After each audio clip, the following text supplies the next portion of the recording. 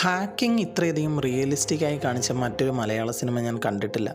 കൃത്യമായ technical side പറഞ്ഞ് ആളുകളെ കൺവിൻസ് ചെയ്ത് മുന്നോട്ട് പോകുന്ന കഥയാണ് അയാം കാതലിൻ്റേത്. ഇന്ന് ഈ സിനിമയിലെ കുറച്ച് ഡീറ്റെയിൽസ് ആൻഡ് എക്സ്പ്ലനേഷൻസ് നോക്കാം. On the internet nobody knows you are A dog, the New Yorker, July 5, 1993 എന്നൊരു ക്യാപ്ഷനോടെയാണ് സിനിമ ആരംഭിക്കുന്നത്. വളരെ ഫേമസ് ആയൊരു കാർട്ടൂണാണിത്. ഒരു കമ്പ്യൂട്ടറിന് മുൻപിൽ അതിൻ്റെ കീബോർഡിൽ കൈവച്ചുകൊണ്ട് കസേരയിലിരുന്ന് ഒരു വലിയ പട്ടി നിലത്തിരിക്കുന്ന ഒരു ചെറിയ പട്ടിയോട് പറയുന്ന ഡയലോഗാണിത്. റിയൽ ലൈഫ് ഐഡൻറ്റിറ്റി മാറ്റിവെച്ച് ഇൻ്റർനെറ്റിൻ്റെ ലോകത്ത് നിങ്ങൾക്ക് ആര് വേണമെങ്കിലും ആവാം. യാതൊരു സോഷ്യൽ ജഡ്ജ്മെൻറ്റ് ഒന്നും ബാധിക്കാത്ത ഒരു അനോണിമിറ്റി ഉണ്ടാക്കി പറയാനുള്ളതും ചെയ്യാനുള്ളതും ധൈര്യമായി ചെയ്യാം എന്നതാണ് ഇതിൻ്റെ ഒരു ഇംപ്ലിക്കേഷൻ. സിനിമ ചർച്ച ചെയ്യുന്നതും ഇത്തരം ഒരു തീമാണ്.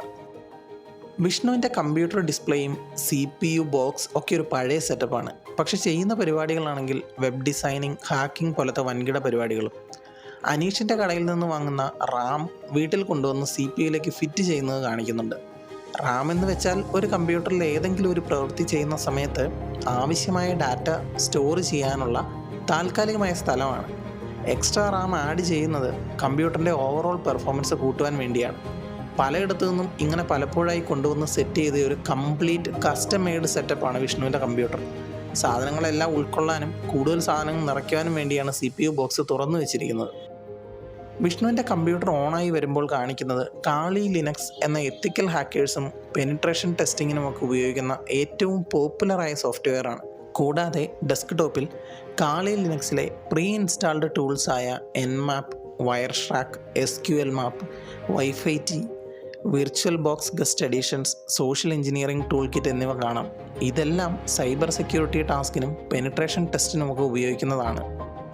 അടുത്ത വീട്ടിലെ പ്രശാന്തിൻ്റെ Wi-Fi പാസ്വേഡ് കണ്ടുപിടിക്കുന്നത് നേരത്തെ പറഞ്ഞ ടൂൾസിൽ ഒരെണ്ണമായ Wi-Fi ഉപയോഗിച്ചാണ്. ആൽഫ നെറ്റ്വർക്ക് USB അഡാപ്റ്റർ എന്ന സാധനം ഉപയോഗിച്ച് റേഞ്ച് പിടിച്ച് Wi-Fi എന്ന ടൂൾ ഉപയോഗിച്ചാണ് പാസ്വേഡ് കണ്ടുപിടിക്കുന്നത്. പ്രശാന്തിൻ്റെ വൈഫൈയുടെ പാസ്വേഡ് വിഷ്ണുവിൻ്റെ അനിയത്തിയുടെ പേരും ബർത്ത് ചേർന്നതാണ്, ammu.vs05. അപ്പോൾ തന്നെ വിഷ്ണുവിന് സംശയം തോന്നുന്നുണ്ട് പ്രശാന്തിന് അമ്മുവിനോടുള്ള അടുപ്പം. ഫിഷിങ്ങിന് മുൻപ് Wi-Fi കണക്ട് ചെയ്ത് വിഷ്ണു ആദ്യം കണക്ട് ചെയ്യുന്നത് VPN സോഫ്റ്റ്വെയറാണ്. ഇൻ്റർനെറ്റായി ഏതൊരു ഡിവൈസ് കണക്ട് ചെയ്താലും അപ്പോൾ തന്നെ ഇൻ്റർനെറ്റ് സർവീസ് പ്രൊവൈഡറിന് കണക്ട് ചെയ്യപ്പെടുന്ന ഡിവൈസിൻ്റെ ഒരു യുണീക്ക് ID കിട്ടും. അതാണ് ആ ഡിവൈസിൻ്റെ IP അഡ്രസ്സ്. ഒറിജിനൽ IP മാറ്റി വേറൊന്ന് കൊടുക്കാനാണ് VPN സോഫ്റ്റ്വെയർ ഉപയോഗിക്കുന്നത്. മാത്രമല്ല കണക്ട് ചെയ്യപ്പെടുന്ന ഡിവൈസിൻ്റെ ലൊക്കേഷൻ മാറ്റുവാനും VPN ഉപയോഗിക്കാം.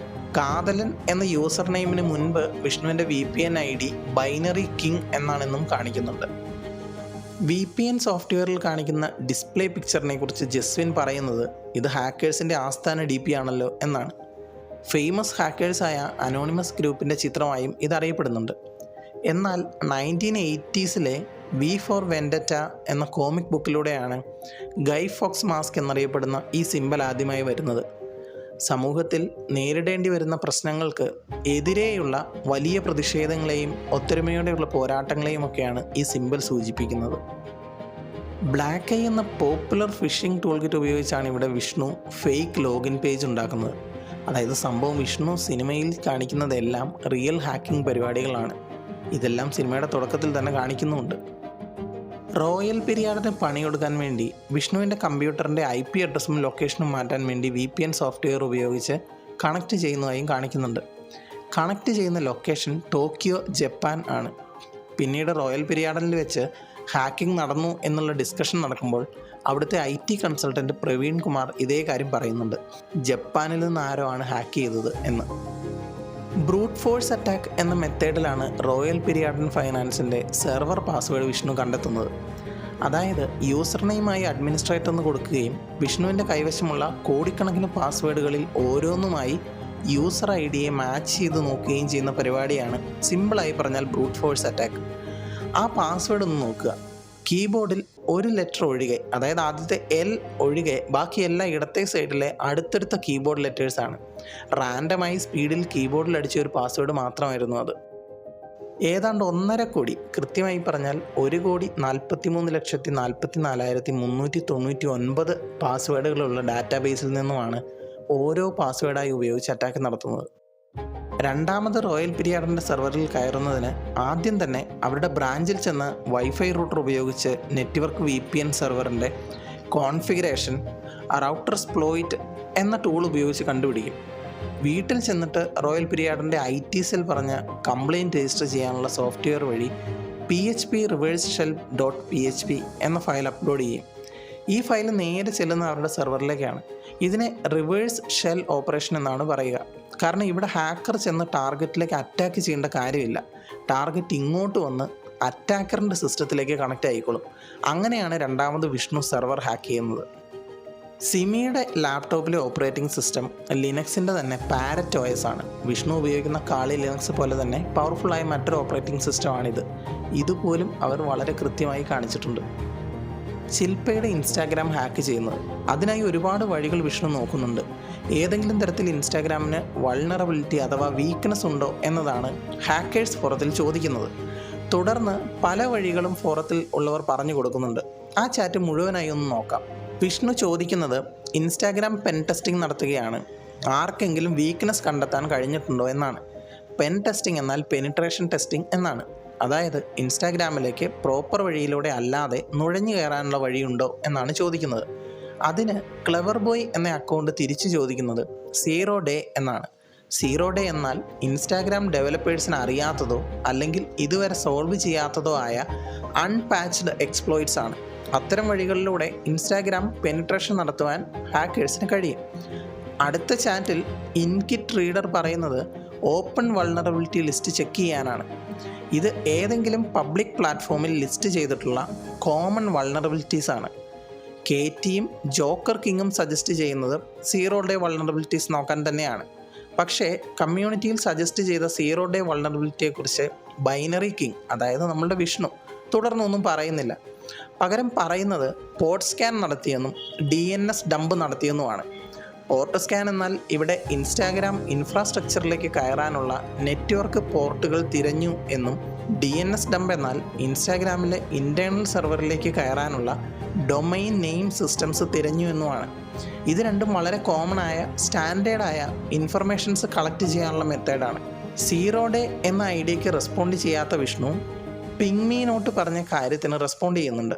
പിങ്മി നോട്ട് പറഞ്ഞത് ഇൻറ്റേർണൽ പോർട്ടൽസ് ട്രൈ ചെയ്യാനാണ്. ഇതുകൊണ്ട് ഉദ്ദേശിക്കുന്നത് ഇൻസ്റ്റാഗ്രാമിൻ്റെ പ്രോഗ്രാമിലെ വീക്ക് പോയിൻറ്റ്സ് കണ്ടുപിടിച്ച് കയറാൻ കഴിയില്ലെങ്കിൽ ഇൻസ്റ്റാഗ്രാമിലെ ഏതെങ്കിലും അഡ്മിൻ്റെയോ എംപ്ലോയിയുടെയോ ഇൻ്റർഫേസ് വഴി കയറുവാനാണ്. ഇതിന് വിഷ്ണു മറുപടിയായി ചോദിക്കുന്നത് ഇൻറ്റേർണൽ പോർട്ടൽസ് ഡീറ്റെയിൽസ് കണ്ടുപിടിക്കാൻ സഹായിക്കാമോ എന്നാണ്. വിഷ്ണു 0 ഡേ എക്സ്പ്ലോയിറ്റേഷന് ശ്രമിക്കാത്തത് തുടർന്ന് പറയുന്നുണ്ട്. ഒരു 0 ഡേ അറ്റാക്ക് എന്ന രീതിയിൽ കിട്ടിയ ഒരു ലിങ്ക് അത് സ്കാം ആണോ എന്നൊരു സംശയം ഉള്ളതുകൊണ്ടാണ്. അവസാനം വഴിയില്ല എന്ന് തോന്നി എഴുന്നേറ്റ് പോയതിനു ശേഷം ചുമ്മാ ശില്പ 123 എന്ന് അടിച്ചു കൊടുത്തപ്പോൾ ശില്പയുടെ ഇൻസ്റ്റാഗ്രാമിൽ ലോഗിൻ ആവുകയും ചെയ്തു. അപ്പോൾ ഇത് ഹാക്കിംഗ് അല്ലല്ലോ, ലക്കല്ലേ എന്ന് കരുതാൻ വരട്ടെ. ഇത് നല്ല ഒന്നാം തരം ഹാക്കിംഗ് ആണ്. യൂസർ IDയും പാസ്വേഡും കിട്ടിയാൽ പോലും ഇൻസ്റ്റാഗ്രാമിൽ ലോഗിൻ ചെയ്താൽ ഒറിജിനൽ അക്കൗണ്ടിലേക്ക് നോട്ടിഫിക്കേഷൻ പോകും. പക്ഷേ ഇവിടെ അങ്ങനെ ഒരു ഇൻസ്റ്റാഗ്രാം സെക്യൂരിറ്റി നോട്ടിഫിക്കേഷൻ ശില്പയുടെ ഫോണിലേക്ക് പോയിട്ടില്ല. മാത്യു അയക്കുന്ന മെസ്സേജ് ശില്പയുടെ ഫോണിൽ എത്തുന്നതായും കാണിച്ചിട്ടുണ്ട്. അതായത് ശില്പയുടെ ഫോണിൽ നെറ്റ് ഓൺ ആയിരുന്നു. എന്നിട്ടും എന്തുകൊണ്ട് സെക്യൂരിറ്റി ഫീച്ചേഴ്സ് വർക്കായില്ല? അപ്പോൾ എന്താണ് സംഭവിച്ചത്? എങ്ങനെ വിഷ്ണു സക്സസ് ആയി ശില്പയുടെ അക്കൗണ്ടിൽ കയറി മെസ്സേജ് അയച്ചു?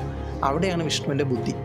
വിഷ്ണു ലോഗിൻ ചെയ്യുന്നത് ഇൻസ്റ്റാഗ്രാമിൻ്റെ വെബ് പേജിലേ അല്ല, നമ്മുടെയൊക്കെ ഇൻസ്റ്റാഗ്രാമിൻ്റെ അക്കൗണ്ട് അഡ്രസ് www.instagram.com/userid എന്ന രീതിയിലാണ്. എന്നാൽ ഇതിനു പകരം ngrok.io എന്ന ടൂൾ ഉപയോഗിച്ചുണ്ടാക്കിയ ഒരു ഫിഷിംഗ് പേജ് ആയിരുന്നു അത്. അതിലാണ് വിഷ്ണു ശില്പയുടെ അക്കൗണ്ടിലേക്ക് കയറുന്നത്. അതുകൊണ്ട് തന്നെ instagram.com എന്ന വെബ്സൈറ്റിൽ ശില്പ ലോഗിൻ ചെയ്തിട്ടേയില്ല. അതേസമയം ഇൻസ്റ്റാഗ്രാമിൻ്റെ എല്ലാ ഫീച്ചേഴ്സ് കിട്ടുന്ന മറ്റൊരു ക്ലോൺ വേർഷനിലേക്കാണ് ലോഗിൻ ചെയ്തത്. ഇൻസ്റ്റാഗ്രാമിൻ്റെ സെക്യൂരിറ്റി ഫീച്ചേഴ്സായ ലോഗിൻ നോട്ടിഫിക്കേഷനോ 2 ഫാക്ടർ ഒതൻറ്റിക്കേഷനോ ഒന്നും ഈ ക്ലോൺ സൈറ്റിൽ ആവശ്യമില്ല. ശില്പയുടെ ഇൻസ്റ്റാഗ്രാം പേജിലൂടെ സ്ക്രോൾ ചെയ്ത് പോകുമ്പോഴും വെബ് അഡ്രസ്സ് മാറിയിട്ടില്ല. ഇതുകൊണ്ടൊക്കെയാണ് ഇതൊരു കിടിലൻ ഹാക്കിംഗ് തന്നെയായിരുന്നു എന്ന് പറഞ്ഞത്. ഇത്രയും അക്യുറേറ്റായി ഹാക്കിംഗ് കാണിച്ചിട്ടുള്ള മറ്റൊരു മലയാള സിനിമ ഞാൻ കണ്ടിട്ടില്ല. കറുത്ത സ്ക്രീനിൽ ബൈനറി ഡിജിറ്റ്സ് പാഞ്ഞുപോയി അവസാനം ഹാക്കിംഗ് കംപ്ലീറ്റഡ് എന്നെഴുതി കാണിക്കുന്ന രംഗങ്ങൾ ഇനിയെങ്കിലും മലയാള സിനിമയിൽ ഉണ്ടാവില്ല എന്ന് ആശ്വസിക്കാം. ജസ്വിൻ പറഞ്ഞ ക്ലാസ്മേറ്റിൻ്റെ ബർത്ത്ഡേ പാർട്ടിയിൽ പങ്കെടുത്ത ഫോട്ടോ ശില്പ 2 മിനിറ്റ് മുമ്പ് ഇൻസ്റ്റാഗ്രാമിൽ പോസ്റ്റ് ചെയ്തിട്ടുണ്ട്. അതും സ്ക്രോൾ ചെയ്തു പോകുമ്പോൾ കാണിക്കുന്നുണ്ട്. സിമി ഹാക്കേഴ്സ് കമ്മ്യൂണിറ്റിയിൽ കയറി നോക്കുമ്പോൾ വിഷ്ണു പഴയ ഐഡിയിൽ നിന്ന് ഇൻസ്റ്റാഗ്രാം ഹാക്കിങ്ങിന് വേണ്ടി ചോദിച്ച ഇൻസ്റ്റാഗ്രാം വൾണറബിലിറ്റിയെക്കുറിച്ചുള്ള ചോദ്യം ലാപ്ടോപ്പ് ഡിസ്പ്ലേയിൽ കാണുന്നുണ്ട്. സോ സിമിയും വിഷ്ണുവും ഒക്കെ ഒരേ കമ്മ്യൂണിറ്റിയിൽ നിന്നാണ് വിവരങ്ങൾ ഷെയർ ചെയ്യുന്നത് എന്നുകൂടിയാണ് ഇതിലൂടെ കാണിക്കുന്നത്. അവസാനം ബാംഗ്ലൂർ ഇൻ്റർവ്യൂവിന് ചെല്ലുമ്പോൾ 1 വർഷം ഗ്യാപ്പ് കാണുന്നുണ്ടല്ലോ CV-യിൽ എന്ന് സിമി വിഷ്ണുവിനോട് ചോദിക്കുമ്പോൾ വിഷ്ണു പറയുന്നത് CEH അതിൻ്റെ ഒരു കോഴ്സ് ചെയ്യുകയായിരുന്നു എന്നാണ്. CEH എന്നാൽ സർട്ടിഫൈഡ് എത്തിക്കൽ ഹാക്കർ എന്ന ഡിജിറ്റൽ സെക്യൂരിറ്റിയിലെ ലീഗലും എത്തിക്കലുമായിട്ടുള്ള പ്രാക്ടീസസ് പഠിപ്പിക്കുന്ന കോഴ്സാണ്. ഇത്രയും ഡീറ്റെയിൽസ് ആൻഡ് എക്സ്പ്ലനേഷൻസ് ആണ് എനിക്ക് കണ്ടെത്തുവാൻ സാധിച്ചത്. വീഡിയോയെക്കുറിച്ചുള്ള അഭിപ്രായം കമൻ്റായി ഇടൂ. സിനിമയെക്കുറിച്ചുള്ള അഭിപ്രായവും നിങ്ങൾക്ക് കണ്ടെത്താൻ കഴിഞ്ഞ മറ്റ് ഡീറ്റെയിൽസ് കൂടി കമൻറ്റ് ബോക്സിൽ ചേർക്കൂ. മറ്റൊരു സിനിമാ വിശേഷവുമായി വീണ്ടും വരാം. Please watch, like, share and subscribe. Thank you for watching. Bye bye guys.